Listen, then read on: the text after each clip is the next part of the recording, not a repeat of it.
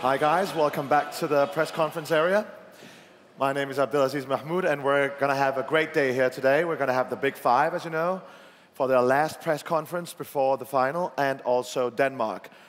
And before that, we have some special guests for you.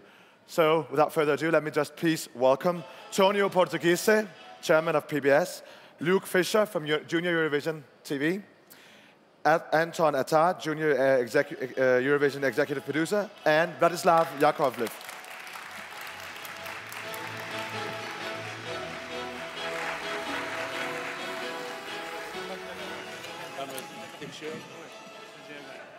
Welcome, guys. Welcome, thank you. Well, before we get started with some question stuff, I understand, Vladislav, that you have something you'd like to show us. Yes, sound video. Yeah, we do. Yep, we can show the video. Yeah, let's see a video.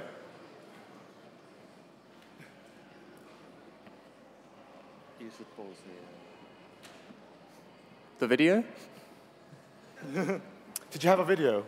Yeah.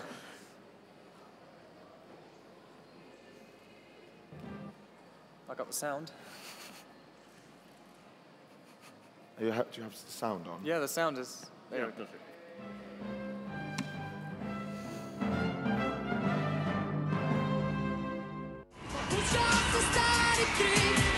Por eso yo me muevo así con mucho arte.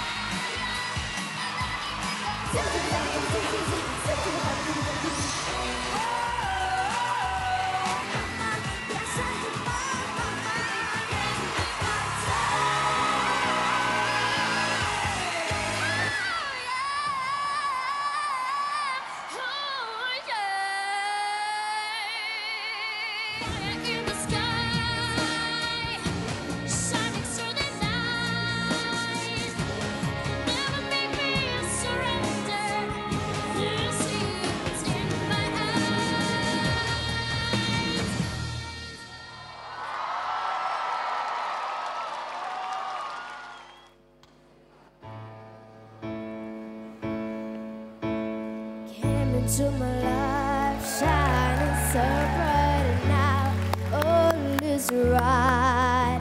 My dreams will be heard, my voice and my words, and I will rise. 'Cause I have this voice inside that I don't wanna hide. But people told me I can do it. I know that I can do it. I know that I can make it. I reach for the stars.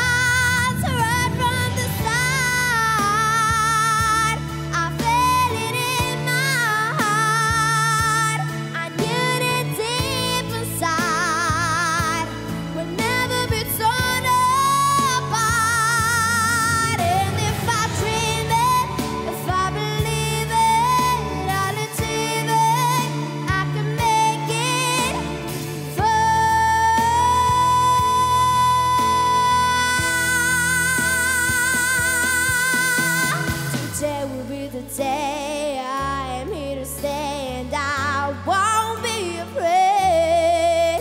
Put my fear out on the ground, and I won't lose my sound. No, I won't look down. 'Cause I have this voice inside that I don't wanna hide. But people told me I can do it. I know that I can do it. I know that I can make it. A reach for the stars.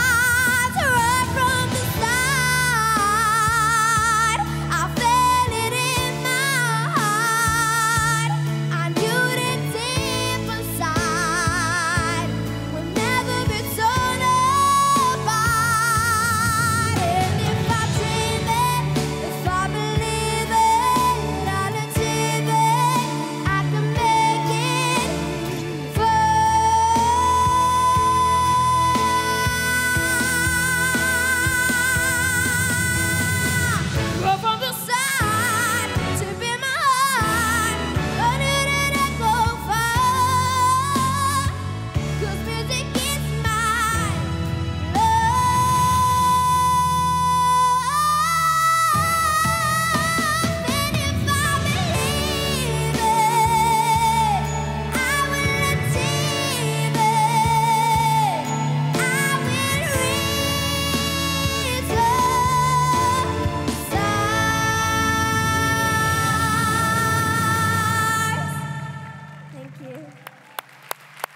Ladies and gentlemen, last year's winner of Eurovision 2013, the junior edition. Gaia, welcome.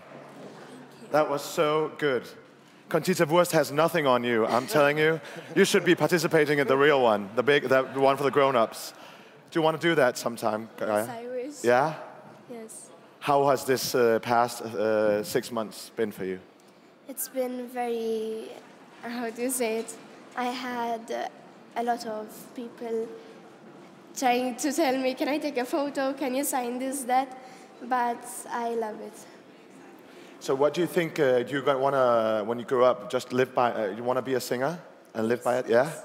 So I hope we'll see you again in either junior Eurovision or the one for grown-ups. Thank you so much, Gaia. Thank you. Now, Vladislav, I believe you have something to show us now, again. Yeah.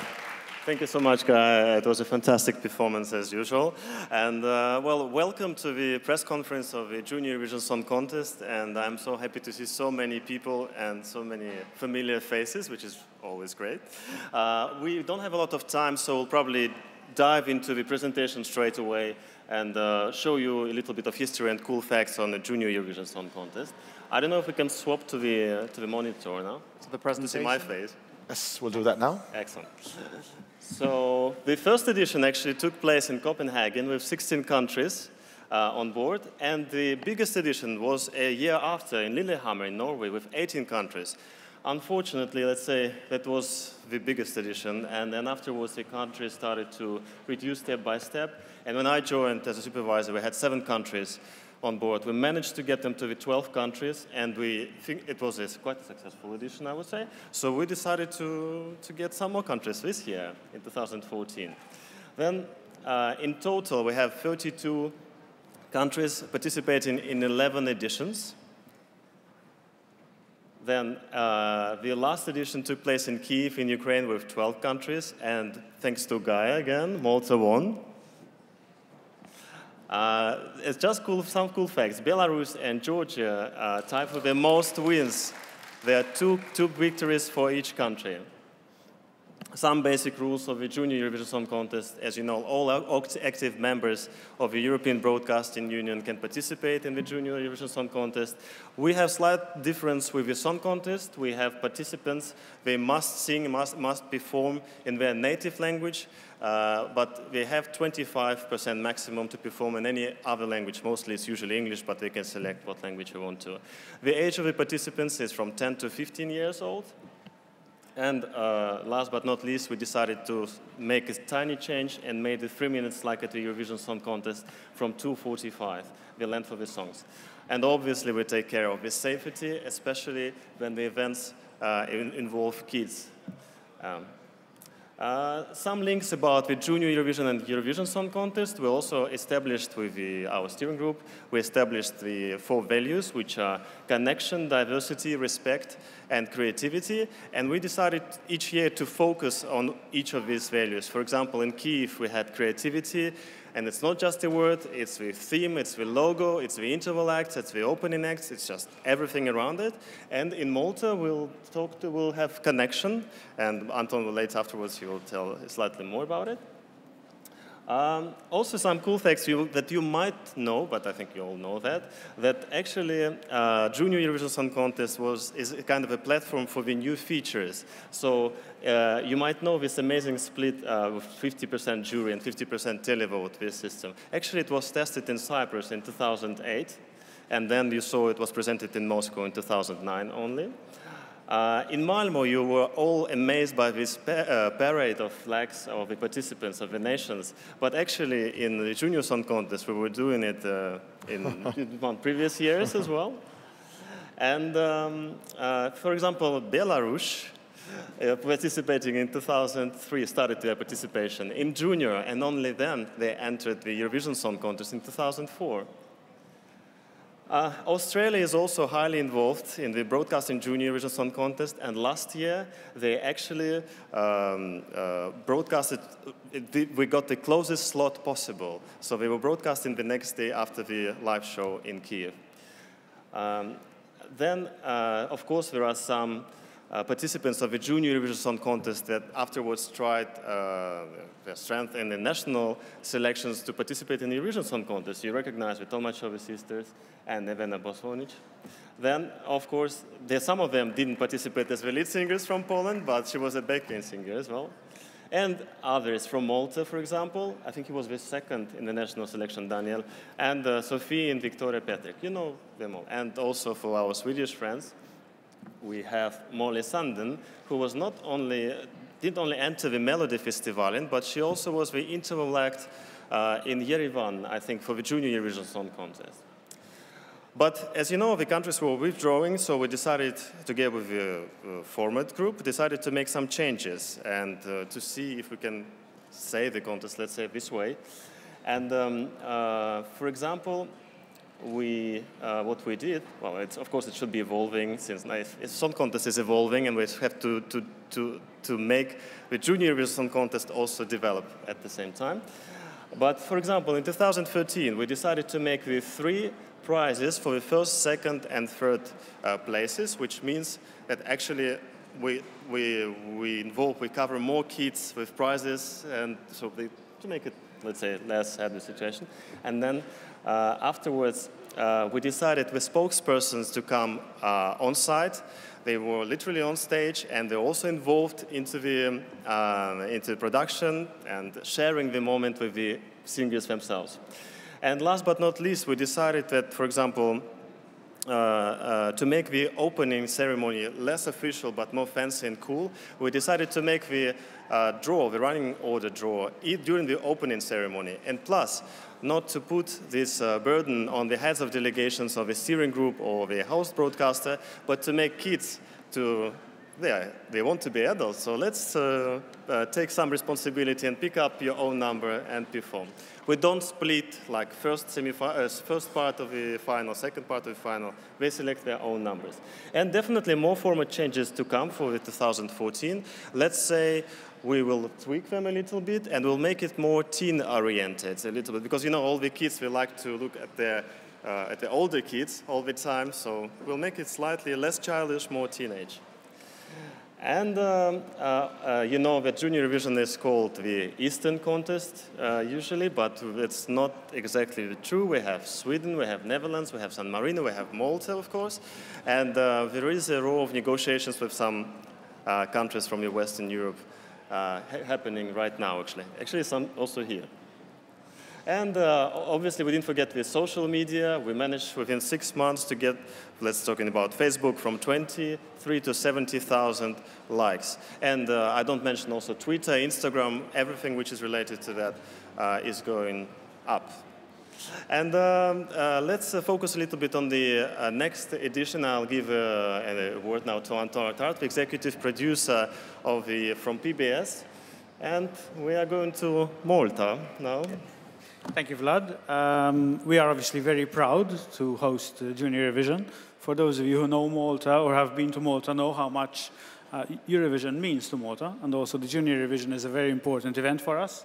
In fact, as Vlad said, we have chosen, one of the core values we have chosen to adapt as a team is connection. In fact, we have designed a logo which basically is made up of different parts put together, okay? And it is actually forming a segment of the Maltese 8-pointed cross, okay? So basically, we're looking at like this, we can show. At a segment of the 8-pointed cross of Malta with different segments put together. So we're focusing on connection, and the tagline we're using is together, connecting people together, essentially. We promise to take the junior to new grounds. Even as Vlad said, we're trying to pitch it more at teens. So even the kind of production we're looking at is we're trying to obviously keep on improving on what has happened in previous years.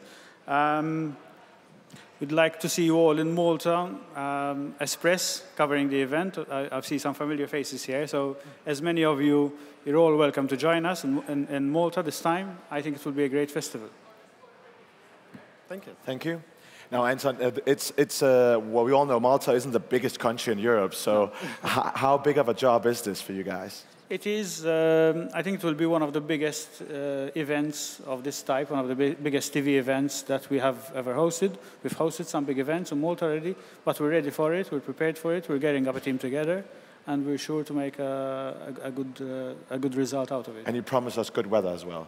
Always. Well, compared to Denmark. Any questions for the Junior Eurovision? Yeah, in front, please.